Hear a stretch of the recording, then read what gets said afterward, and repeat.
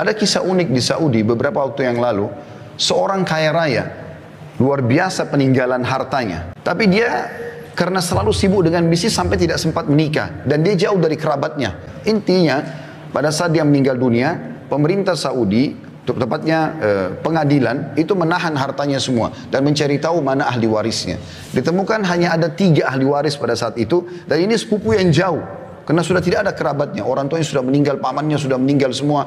Tinggal ada 3 orang sepupunya dipanggil. Dan mereka orang-orang susah. Pada saat datang ke pengadilan, ketiganya berkata kepada hakim pada saat itu, ada apa kami diundang? Ada pelanggaran kami lakukan? Kata hakim tidak. Apakah kalian mengenal si fulan? Keluarganya meninggal tadi yang orang kaya. Mereka bilang iya, kami tahu dia. Tapi mereka belum tahu kalau meninggal. Iya kami tahu, cuman dia selalu menjaga jarak. Tidak silaturahim dengan kami, tidak membantu kami. Kami tidak tahu beritanya. Kata hakim, dia baru saja meninggal dunia. Dan dia meninggalkan harta yang sangat banyak. Saya tidak temukan atau kami tidak temukan ahli waris kecuali kalian bertiga. Maka pada saat itu pun ditandatangani, mereka mendapatkan warisan yang tadinya miskin langsung dapat puluhan miliar satu orang, tiba-tiba menjadi kaya raya gitu.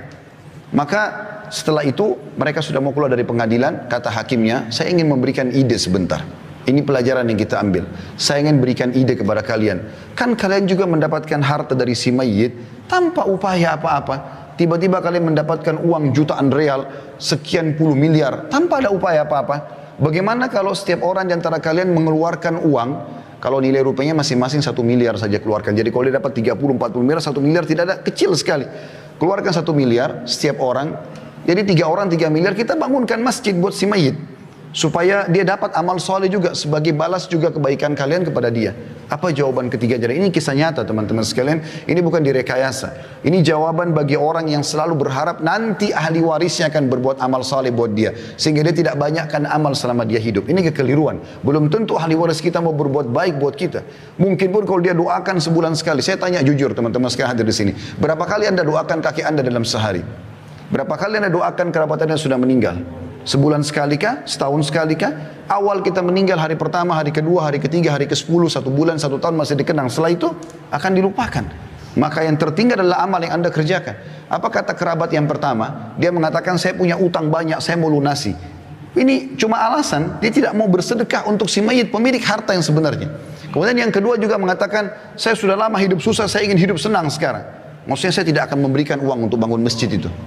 Dan kisah yang ketiga, ini yang jadi pelajaran kita, orang ketiga mengatakan, hai hakim, orang ini semasa hidup, kenapa dia tidak bangun masjid buat dirinya? Kenapa sekarang kami ahli waris yang harus membangun? Walaupun orang ini juga buruk karena tidak mau bersedekah, tapi kita ambil pelajaran dari situ. Ternyata amal-amal soleh yang terbaik adalah yang kita tanamkan sendiri selama kita hidup.